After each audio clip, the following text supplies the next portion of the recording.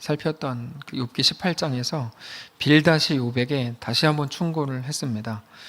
앞선 18장 14절을 보시면 그가 의지하던 것들이 장막에서 뽑히고 그는 공포의 왕에게로 잡혀가고 그에게 속하지 않은 자가 그의 장막에 거하리니 유황이 그의 처소에 뿌려질 것이며 밑으로 그의 뿌리가 마르고 위로는 그의 가지가 시들 것이고 그를 기념함이 땅에서 사라지고 거리에서는 그의 이름이 전해지지 않을 것이며 그의 광명으로부터 흑암으로 쫓겨 들어가고 세상에서 쫓겨날 것이며 그는 그의 백성 가운데 후손도 없고 후예도 없고 그가 거하던 곳에는 남은 자가 하나도 없을 것이라. 한마디로 하면 악인은 이렇다. 흠이 있고 문제 있고 하자 있는 인생은 이렇게 된다. 지구에서 쫓겨난다. 이런 말인데 이게 세상 질서로는 말이 됩니다. 물론 언제나 100% 죄인이다 벌받고 비참하게 망하는 것은 아니고 요즘에는 오히려 반대가 된 느낌이지만 많은 경우에 자기 죄의 결과로 고통을 당합니다. 우리 하나님은 공의로우신 분입니다. 우리가 죄 있는 상태로 주님께 나아갈 수 없습니다. 그래서 하나님이 어떻게 하십니까? 당연히 죄를 씻기를 원하십니다. 스스로 못 씻으니까 이런저런 방식으로 깨닫게 하시죠. 바로 이런저런 방식이 인간에게는 고통이 될 수 있다 이겁니다. 그러나 언제나 그런 거는 아닙니다. 땅에서는 벌받지 않고 사는 죄인들도 있고 반대로 죄인이 아닌 의인인데 고통 속에 지내는 사람도 너무 많습니다. 욥이 그 말을 하고 있는 거죠. 친구들은 욥의 모든 고통이 욥 너에게 있다 하는 거고 욥은 그렇지 않다 말하는 겁니다. 그러니까 19장까지 오니까 서로 계속 평행선을 긋다가 이제는 욥이 좀 다른 말을 합니다. 오케이, 나한테 잘못이 있다고 치자. 근데 내가 잘못이 있다고 해서 니네가 어떻게 나랑 친구 관계를 끊고 나한테 이렇게 냉정하게 재판장 노릇을 할 수 있냐 이렇게 따지죠. 자기가 죄 없다고 아무리 얘기해도 인정해주지 않으니까 그래 내가 죄 있다 치자. 그래 니네가 그렇게 하는 태도가 지금 올바른 거냐? 4절 오늘 본문 보시면 비록 내게 허물이 있다 치자. 그 허물이 나한테만 있냐? 5절 너희가 참으로 나를 향하여 자만하며 내게 수치스러운 행위가 있다고 증언하려면 해라. 하나님이 나를 억울하게 하시고 자기 그물로 나를 에워싸신 줄을 알아야 한다. 내가 폭행을 당한다고 부르짖으나 응답이 없고 도움을 간구하나 정의가 없구나. 나에게 죄가 있다고 그래도 관계라는 게 있는데 니네 어떻게 나한테 그럴 수 있냐. 그 말 안에는 뭐가 들어있습니까? 단순하죠. 관계가 옳음보다 크다 이게 들어있잖아요. 그러니까 욥기는 단순합니다. 그것보다 크다거든요. 욥기의 주제는 그겁니다. 그것보다 크다. 근데 여기에서는 관계가 옳음보다 크다. 옳음보다 큰 거는 얼마든지 있습니다. 근데 이게 하나님에게도 똑같이 가죠. 욥은 이제 친구들과 하나님에 대해서 똑같이 말해요. 8절 보시면 그가 내 길을 막아 지나가지 못하게 하시고 내 앞길에 어둠을 두셨고 내 영광을 거두어 가셨고 이다 하나님이 하셨다는 거예요. 나의 관모를 머리에서 벗기셨고 사면으로 나를 허르시니 나는 죽었구나. 내 희망을 나무 뽑듯 뽑으시고 나를 향하여 진노하시고 원수같이 보시는구나. 그 군대가 일제히 나와서 길을 도두고 나를 치고 내 장막을 둘러 진을 쳤구나. 주님이 이렇게 하셨다는 겁니다. 길도 막으셨고 어둠을 두셔서 아무것도 안 보이게 하셨고 내 영광을 거두어 가셨고 영광의 면류관을 벗기셨고 내 희망을 나무 뽑듯이 뽑으셨고 군대를 보내셔서 나를 죽이려고 하신다. 근데 주님 내가 아무리 범죄했다고 해도 하나님이 나를 원수처럼 대하는 게 말이 됩니까? 이 얘기입니다. 친구들하고 똑같아요. 내가 잘못했다 치자. 그래서 니네가 내 친구인데 니네가 나한테 이러는 게 말이 되냐? 하나님한테 똑같아요. 내가 범죄했다 칩시다. 그렇다 그래서 하나님이 나한테 이렇게 하는 게 말이 됩니까? 이 말이에요. 하나님과 하나님이 지으신 주님의 자녀인 내가 우리 관계가 그거밖에 안 됩니까? 여기 따지고 있는 거죠. 하나님한테. 욥 대단하죠. 욥 진짜 대단해요. 네.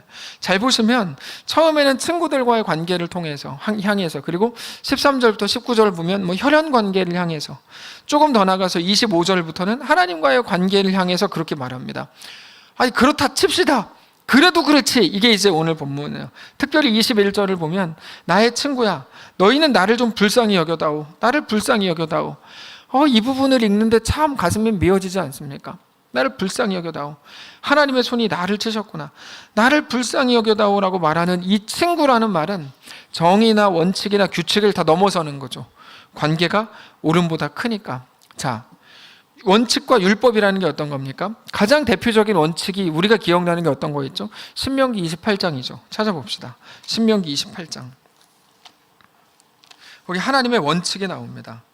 신명기 28장.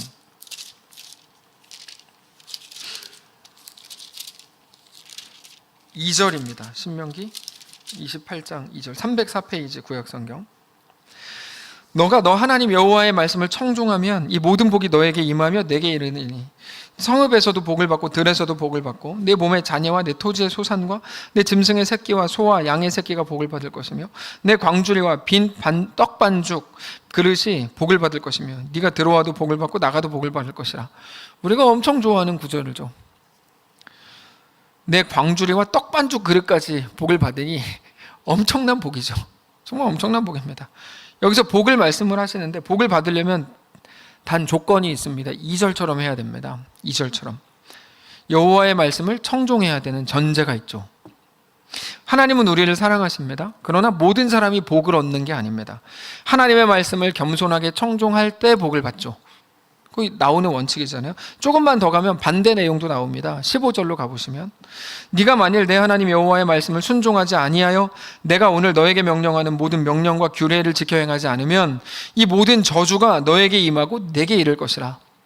내가 성읍에서도 저주를 받고 반복이에요. 들에서도 저주를 받고 네 광주리와 떡 반죽 그릇도 저주를 받고 네 몸의 소생과 내 토지의 소산과 내 소와 양의 새끼가 저주를 받고 너가 들어와도 저주를 받고 나가도 저주를 받으리라. 그러니까 이제는 반대로 축복이 아니라 저주가 나오는데 무서운 저주가 나오죠.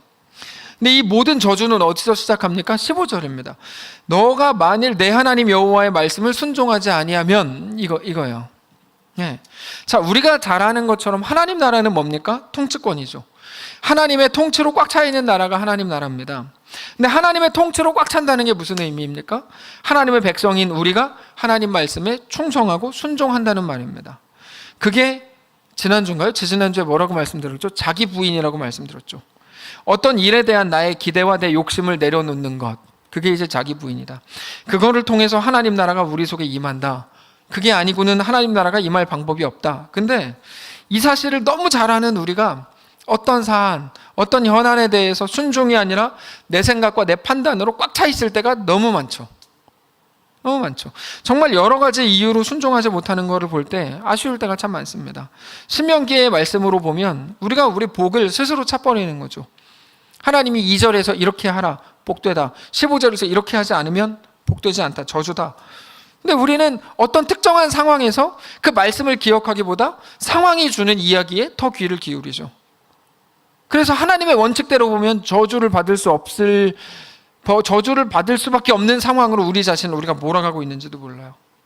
하나님 말씀을 겸손하게 듣지 않고 청종하지 않아서 차버리는 거죠. 이게 참 아쉬운데 하나님은 하나님의 분명한 원칙, 말씀에 순종하는 것을 통해서 놀랍고 귀한 복을 약속하셨다는 겁니다. 근데 이제 그 지식을 갖고 오늘 본문 욥기로 들어가 보면 자, 친구들의 말이 뭐였습니까? 순종하면 상 받고 순종하지 않으면 벌 받는다. 이게 친구들의 말입니다. 맞죠? 네가 벌을 받았다면 틀림없이 네가 하나님 앞에서 벌 받을 잘못을 한 거다. 다 맞죠, 당연히. 신명기 말씀이랑도 맞으니까. 그러나 그럼에도 불구하고 그 원칙을 넘어서는 게 있다 이거잖아요. 그게 뭡니까? 오늘 본문에 나오는 관계죠. 그래서 기독교에는 용서라는 게 있습니다. 용서. 잘못을 해서 벌을 받았는데 회개하고 돌이키면 하나님이 용서를 하신대요. 용서. 이게 근데 조금만 생각해 보면 되게 재밌는 겁니다. 용서라는 게. 재밌지만 굉장히 귀한 겁니다.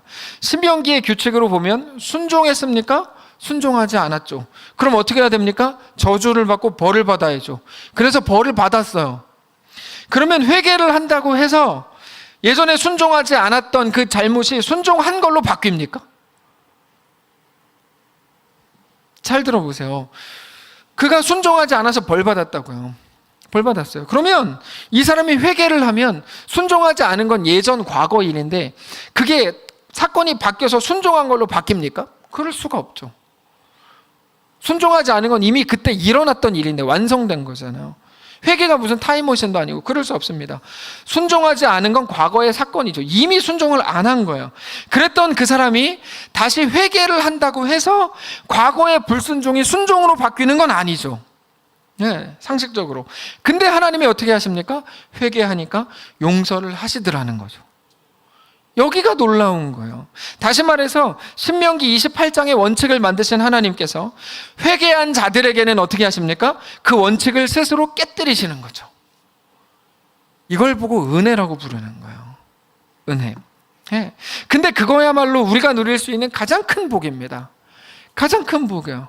우리 연약함, 못남, 부족함, 실력 없음까지도 하나님의 단번에 뒤집어 엎으시는 거니까. 시편 103편으로 가봅시다. 시편 103편. 시편 103편 1절. 877페이지 구약성경. 시편 103편 1절을 보시면, 내 영혼아 여호와를 송축하라. 내 속에 있는 것들아 다 그의 이름을 송축하라. 내 영혼아 여호와를 송축하며 그의 모든 은택을 잊지 말지어다. 그가 내 모든 죄악을 사하시고 내 모든 병을 고치시고 내 생명을 파멸해서 속량하시고 인자와 긍휼로 관을 씌우시고 좋은 것으로 내 소원을 만족하게 하사 내 청춘을 독수리같이 새롭게 하시는도다. 너무 벅차고 감사한 말씀이죠. 왜 그런가 하면 여기는 신명기에서 방금 전에 우리가 읽은 네가 이렇게 하면과 같은 어떤 조건이 안 나와요. 그런 조건이 안 나와요. 신명기만 놓고 보면 내 실력으로 복받거나 내 실력으로 저주받는구나 생각하게 되는데, 시편을 보면 그런 내용이 안 나와요.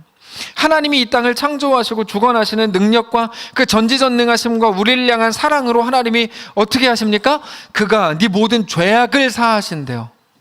네 모든 병을 고치시고 내 생명을 파멸해서 속량하시고 인자와 긍휼로 관을 씌우시고 좋은 것으로 네 소원을 만족하게 하셔서 내 청춘을 독수리같이 새롭게 하신답니다. 아멘. 네.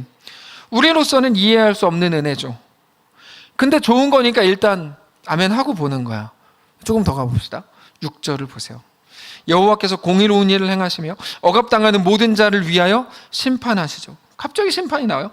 그의 행위를 모세에게, 그의 행사를 이스라엘 자손에게 알리셨도다. 여호와는 긍휼이 많으시고 은혜로우시고 노하기를 더디하시고 인자하심이 풍부하시도다. 자주 경책하지 아니하시고 노를 영원히 품지 아니하시고 우리 죄를 따라 우리를 처벌하지는 않으시며 우리의 죄악을 따라 우리에게 그대로 갚지는 않으셨으니 이는 하늘이 땅에서 높음같이 그를 경외하는 자에게 그의 인자하심이 크심이로다. 동이 서에서 먼 것 같이 우리의 죄과를 우리에게서 멀리 옮기셨으며 아버지가 자식을 긍휼히 여김같이 여호와께서는 자기를 긍휼히 경외하는 자를 긍휼히 여기시나니 이는 그가 우리의 체질을 아시고 우리가 단지 먼지뿐임을 기억하실로다. 정말 놀라운 복입니다. 신명기 28장으로 완전히 뛰어넘는 엄청난 복입니다. 왜요? 여기는 우리 실력이 안 들어있잖아요. 이게 중요합니다. 우리 실력이 안 들어있어요. 오직 하나님의 실력만 있습니다. 오전에 나눴죠. 우리의 실력이 우리를 이끌어갑니까? 아니요. 나는 실수했고 범죄했고 쓰러졌고 연약했지만 하나님한테 그리고 또 따지죠. 이 뭡니까 이게? 왜 나를 이딴 식으로 창조했습니까? 이렇게 따지죠. 내 몸은 왜 이렇게 연약하고 내 정신은 왜 이것밖에 안 되고 내 환경은 왜 이렇고 내 키는 내 얼굴은 나는 왜 이렇습니까? 엄청 따지죠. 하나님 뭐라고 말씀하십니까? 야, 내가 네 안에 착한 일을 시작했다. 내가 너를 아름답게 하리라. 이렇게 말씀하시잖아요. 그게 우리를 향한 가장 큰 복입니다. 신명기 28장을 뛰어넘는 놀라운 복이 시편 103편에 나와 있는 그것이 가장 큰 복인 이유는 거기엔 우리 실력이 없고 오직 하나님의 실력만 있기 때문입니다. 자, 하나님은 질서의 하나님입니다. 그 질서를 위해서는 신명기 28장이 반드시 필요합니다. 하나님의 공의죠. 죄 지은 사람에게 벌 주세요. 하나님의 자녀에게 다시 한번 기회를 주시려고 치시고 자녀가 아니면 그냥 죽이면 됩니다. 그게 하나님의 공의고 하나님의 대원칙입니다. 사람이 무엇으로 심든지 그대로 거두게 하시는 것 맞죠? 근데 그게 전부는 아니죠. 그게 복음입니다. 그래서 우리는 이 모든 대원칙을 만드신 하나님이 어떤 분이신지 제대로 알아야 됩니다. 제대로 알아야 됩니다. 하나님이 누구신지. 세상 질서를 위해서 뼈대로서 원칙과 법을 만드셨다면 하나님은 자녀인 우리들을 향해서는 거기에 살을 붙이십니다. 그게 은혜인 거예요. 그 살이 뭡니까? 자비롭고 은혜롭고 노하기를 더디하고 인자와 진실이 많은 하나님이 우리에게 친히 하나님의 하나님 되심을 보여주시는 것입니다. 사랑하는 모든 성도들의 가정과 우리의 삶과 특별히 우리가 사랑하는 우리 교회와 이 나라에 하나님의 이 은혜가 가득 부어지게 되시기를 주님 이름으로 축복합니다. 그게 예수 믿는 복이죠. 우리 죄로 노하시더라도 그 노가 정말 짧게 되시기를 축복합니다. 우리들의 가정에, 특별히 제 삶에 네. 그리고 우리들에게 다시 한 번의 기회를 하나님이 주시기를 바라고 그런 은혜가 우리 삶에 정말 가득하시기를 진심으로 축복합니다. 놀라운 은혜죠. 여러분, 하나님의 말씀, 하나님께서 말씀하실 때 꼭 들으셔야 돼요. 그렇지 않으면 어떻게 될지 아무도 모르는 거예요. 근데 우리가 주님께 돌이켜서 다시금 겸손함으로 주님을 깊이 사랑하면 하나님은 하나님 당신이 만드셨던 모든 원칙마저도 우리를 위해서 웃어넘길 수 있는 분이다. 이게 이제 욥기가 우리에게 말해주는 거거든요. 잘 들으셔야 돼요. 우리가 주님께 다시 주님을 사랑해서 겸손함으로 다시 깊이 돌아서면 하나님은 당신이 만드셨던 모든 원칙마저도 우리를 위해서 웃어넘길 수 있는 분이다. 이거죠. 그게 오늘 본문입니다. 23절 보십시오. 오늘 본문에 그런 게 없는 줄 알았죠. 23절 보시면 나의 말이 곧 기록되었으면 책에 씌워졌으면 24절 철필과 나부로 영원히 돌에 새겨졌으면 좋겠다. 25절 내가 알기에는 나의 대속자가 살아계시니 마침내 그가 땅 위에 서실 것이라 내 가죽이 벗김을 당한 뒤에도 이게 26절이 놀라운 구절이에요. 26절 27절 내 가죽이 벗김을 당한 뒤에도 내가 육체 밖에서 하나님을 보리라 내가 그를 보리니 내 눈으로 그를 보기를 낯선 사람처럼 하지 않을 것이라 내 마음이 초조하구나. 자 26절을 잘 보면 내 가죽이 벗겨지는 게 언제입니까? 죽음이죠. 죽을 때 우리가 벗겨지잖아요. 죽음의 순간입니다. 근데 그게 그렇게 죽었으면 끝나야 됩니다. 근데 그게 끝이 아니라 뭐라 그래요? 욥이 육체 밖에서 하나님을 본다. 이렇게 말하죠. 육체 밖에서 하나님을 본다. 이게 오늘 본문에서 제일 중요한 부분입니다. 욥은 그렇게 하나님을 만나 뵙게 될 텐데 그때 주님을 만날 것 때문에 너무 초조하대요. 두렵고 심장이 막 두근거려요. 자, 세상에 이해하는 대로 말하자면 죽음은 뭡니까? 죽음은 형벌이고 심판이고 끝이죠. 그래서 하나님이 사랑하시는 자들에게 다시 한번 기회를 주시죠. 죽으면 끝이니까. 근데 26절, 27절을 보면 죽음이 끝이 아니죠. 부활이 있고 죽었다가 부활해서 하나님을 만나게 되는 것, 이것이 가장 큰 반전입니다. 자, 우리가 생각하는 반전이 뭡니까? 우리가 아는 가장 큰 반전은 도무지 구원 얻을 수 없었던 우리들이 구원의 가능성 0%였던 우리가 하나님을 만나고 죄사함을 받고 하나님의 자녀가 되고 천국을 소망하는 사람이 되는 거죠. 그 모든 것은 오직 은혜로만 가능합니다. 십자가가 뭡니까? 십자가는 갈 수 있는 최악의 자리까지 다 간 게 십자가 그 죽음의 자리죠. 그래서 사람들은 이 땅에 오신 예수님을 십자가에 못 박고 죽였죠. 근데 우리 모두가 그 자리에 있었습니다. 난 없었는데요. 아니요, 우리 다 거기 있었죠. 거기 있었어야 되죠. 있었어야 되죠. 왜요? 그렇게 예수 죽인 자, 소망이 없는 자, 가능성 없는 자여야 우리의 소망이 오직 예수가 될 수 있기 때문입니다. 그거를 사도 바울은 늘 이렇게 고백하고 가르칩니다. 이것까지 찾자 그러면 항의가 나올 것 같아서 남성들로 거의 꽉 찬 이런 예배당은 별로 본 적이 없는 예배당인데 꽉 찬 건 아니죠. 거의 듬성듬성한데 남성들로 듬성듬성한. 자, 고린도후서 4장 10절 읽어드릴 텐데 우리가 항상 예수의 죽음을 몸에 짊어짐은 예수의 생명이 또한 우리 몸에 나타나게 하려 함이라. 우리 살아있는 자가 항상 예수를 위하여 죽음에 넘겨짐은 예수의 생명이 또한 우리 죽을 육체에 나타나게 하려 함이라. 그런즉 사망은 우리 안에서 역사하고 생명은 너희 안에서 역사하느니라. 이게 십자가의 능력입니다. 뭐냐면 우리 속에서 생명이 꿈틀거리게 하는 능력입니다. 성도 여러분, 우리가 성경을 통해서 어떤 교훈을 찾아내거나 어떤 삶의 지혜를 배울 수 없다고 해도 상관없습니다. 한 가지를 기억하시면 됩니다. 십자가를 통한 죽음이 끝이 아니라 부활로 이어진다는 사실이죠. 예전에도 한번 말씀드렸는데 주일학교 학생이 선생님한테 이렇게 선생님이 주일학교 애들한테 물어봤다 그러죠. 얘들아 어떻게 해야 천국에 가는지 아는 사람. 그때 어떤 애가 손을 들고 죽어야 가죠. 이렇게 이제 말했다고 하죠. 그게 정답이죠. 그게 정답이죠. 천국은 죽어야 갑니다. 천국 죽어야 갑니다. 죽지 않으면 죽었다 깨어나도 천국 못 가죠. 그 말은 죽음이 핵심인 것처럼 보이지만 사실은 천국이 핵심입니다. 어쩌면 지금 한국교회와 한국교회 성도들은 죽음의 길을 걷고 있습니다. 우리 주변에서 지금처럼 막 기독교인들을 욕하는 시대가 또 있나요? 뭐 없죠. 엄청 그렇죠. 근데 오늘 본문의 욥도 오늘 죽음의 길을 걷고 있습니다. 제가 예전에 중국 선교에 잠깐 몸담은 적이 있는데 그때 제가 이제 중요한 역할을 했습니다. 아주 짧게 있었는데 역할을 하는데 꼭 메일을 이제 그 간사님하고 여러분들하고 메일 주고받을 때 사장님, 우리 용어 하나님은 회장님이라고 부르고 그냥 중국은 꼭 검열을 하거든요. 그래서 꼭 그렇게 해야 돼요. 하 회장님의 은혜로 또 교회는 회사예요. 원래 그래요. 이게 제가 오늘 만들어낸 말이 아니고 아까 점심 먹을 때 잠깐 그랬는데 만들어낸 말이 아니고 원래 그래요. 하 회장님의 은혜로 거기 있는 모든 직장 동료분들과 모든 직원들에게 뭐 평강이 있기를 원합니다. 이렇게 하나님은 다 빼고 하 회장님, 그다음에 목사님은 사장님, 그다음에 뭐 그냥 뭐 다른 분들은 집사님은 선생님, 뭐 이런 식으로 이제 이렇게 하는데, 한국 교회 아까 우리 점심 먹으러 몇 명이 7명이 식당에 갔는데 그때 서로 선생님이라고 불렀어요. 목사님이라고 부르면 안 된다. 여기는 안 된다. 그래서 선생님, 최 선생님 질문 있습니다. 이렇게 거기서도 막 질문하더라고요. 지금 우리가 걸어가는 길이 그 길이라고 생각합니다. 근데 오늘 본문의 욥도 죽음의 길을 걷고 있죠. 근데 오늘 본문이 매우 중요하고 의미가 있는 건 욥이 죽음의 길을 걷고 있으면서도 자기도 모르게 부활을 말하고 있다는 사실입니다. 하나님은 오늘 우리에게 그거를 보여주시려고 한다고 저는 확신합니다. 우리도 죽음의 길을 걷고 있고, 그거는 한국 교회적으로만이 아니라 우리 가정과 개인의 삶일 수도 있는데, 그러나 어떤 상황에서도 오전에 나눈 것처럼 그게 끝은 아니다. 그건 끝이 아니다. 다시 살리실 하나님을 바라보실 수 있기를 바랍니다. 오늘 말씀을 준비하면서 계속해서 했던 기도가 있는데, 주님, 우리가 이 길을 가는 동안에 주님을 알게 하옵소서. 저는 지금 우리 모두가 이 길을 같이 걷고 있다고 생각해요. 주님, 우리가 이 길을 가는 동안에 주님을 깊이 알게 해주십시오. 우리의 상황 속에서 주님을 기억하게 하시고 오직 주님만 바라보게 하옵소서, 이거였어요. 이게 우리의 기도여야 합니다. 막 교회 막 욕하고 막 난리 났죠.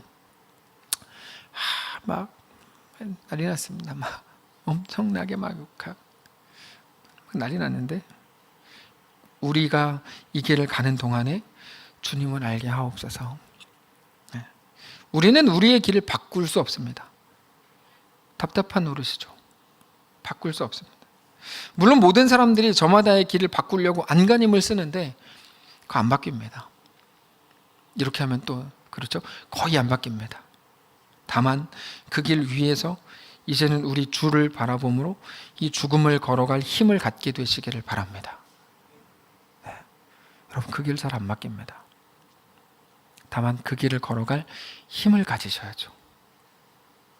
제가 제 아이들한테 잘해주는 이유는, 이러면 또 우리 아이들은 또 저한테 항의하겠죠. 근데 그럼에도 불구하고 제 딴에는 잘해주는 이유는 저희 때보다 아이들이 살아가야 될 신앙의 길이 더 험할 거라고 제가 생각하기 때문입니다. 그래서 늘 아이들 보면서 그러죠. 그게 신앙입니다. 보이지 않는 우리 주님을, 주님의 어떠하심을, 주님의 완전하심을 보고 믿음으로 우리에게 허락된 그 길을 넉넉히 걸어가 보는 거죠. 예수 믿었으면 바로 천국 가야죠. 근데 아니잖아요. 루시아, 벨릭스, 베스도 앞에 계속 하나님이 세우잖아요. 하나님이 자꾸 갖다 놓잖아요, 바울을. 어떻게 하라는 거예요? 해보라는 거죠. 살아보라는 거죠. 너만 할 수 있는 그게 있다, 이거죠. 수요일날 나눴잖아요. 요나단은 사울의 아들이었죠. 사울 가문의 대표적인 배신자가 누구죠? 그 요나단 아닙니까? 라합, 여리고성의 매국노 아닙니까? 아니었어요. 그들이 하나님께 자기 민족을 내어드릴 수 있는 유일한 방법으로 그들이 선택한 거죠. 그냥 유치하게, 유치뽕짝으로 뭐 거짓말 했어 안 했어, 그렇게 접근하면 답이 없죠. 신앙이 무엇인지 아시길 바랍니다. 보이지 않는 우리 주님을, 주님의 어떠하심을, 주님의 완전하심을 보고 믿음으로 그 길을 넉넉히 가게 되는 거예요. 히브리서에서는 그래서 라합을 믿음의 사람으로 규정하죠. 믿음의 사람으로. 그래서 우리는 믿음이라는 말을 쓰는 겁니다. 오늘 지탄의 대상이 되고 조롱거리가 되고 완전히 끄트머리에 있는 것처럼 웃음거리가 된 이 한국 교회 안에, 그러나 우리에게 허락된 하나님의 놀라운 계획과 이끄심을 바라보고 신뢰하면서 그 길 위에서 진정으로 승리하는 거룩한 성도들 되시기를 주님 이름으로 축복합니다. 찬양합시다. 337장입니다. 찬송가 337장. 내 모든 시험 무거운 짐을 주 예수 앞에 아뢰이면 근심에 쌓인 날 돌아보사 내 근심 모두 맡으셨네. 하나님, 우리에게 걸어갈 힘을 주십시오. 합시다. 내 모든 시험 무거운 짐을 주 예수 앞에 아뢰이며 근심에 쌓인 날 돌아보사 내 근심 모두 맡으시네. 내 모든 괴로움 닥치는 환난 주 예수 앞에 아뢰이며 주께서 친히 날 구해 주사 넓으신 사랑 베푸시네. 무거운 짐을 나 홀로 지고 견디다 못해 쓰러질 때 불쌍히 여겨 구원해 주리. 은혜의 주님 내 짐이 점점 무거워질 때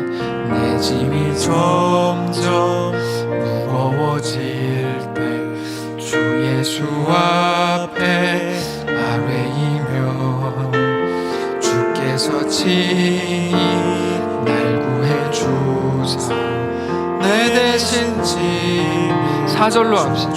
마음의 시험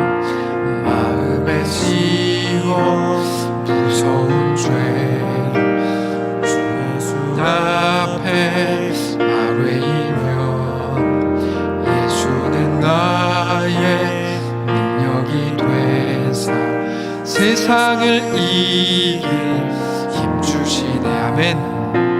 내 온 짐을 나 홀로 지고 견디다 못해 쓰러질 때 불쌍히 여겨 구원해 주리.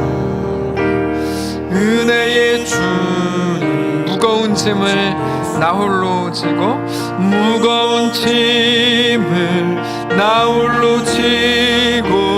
견디다 못해 쓰러질 때 불쌍히 여겨 구원해 주리.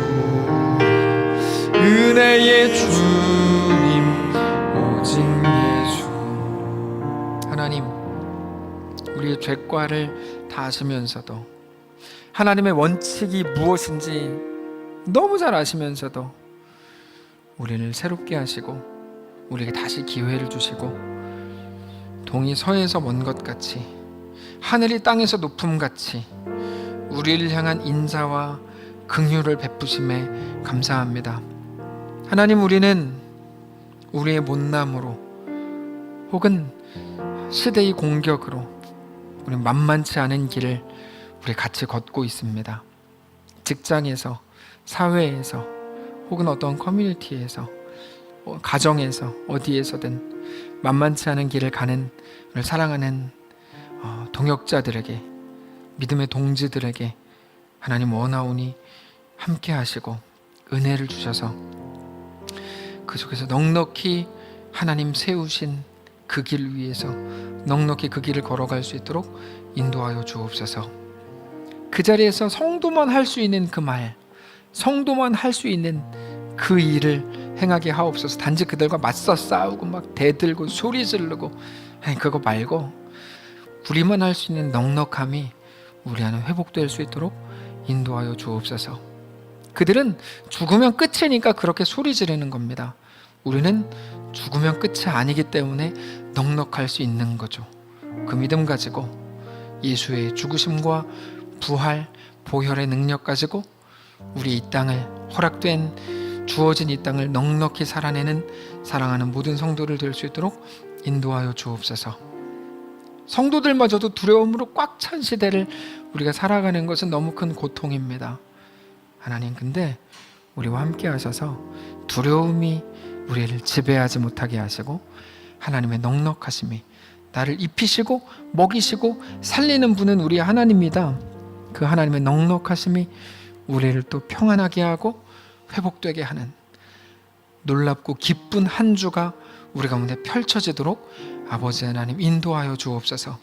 잘되고 평안해서 기쁜 것 누구나 다 합니다. 이런 시대에 하나님만 주시는 기쁨으로 넘쳐나도록 축복하시옵소서. 다만 사랑하는 성도들이 걷기 정말 어려운 길 위에 있다면 찾아가셔서 그들을 도우시고 힘을 주시고 위로해 주셔서 그 속에서도 놀라운 하나님의 은혜를 누리는 우리 모든 성도를 되도록 축복하시옵소서. 모여서 예배하지 못하는 대한민국의 많은 성도들을 위로하시고, 다만 어디에서 예배하든지 하나님의 놀랍고 풍성한 은혜가 부어지도록 하나님 축복하시옵소서. 하나님의 은혜로 넘쳐나는 한 주 되기를 소원하며 살아계신 예수님의 이름으로 기도합니다.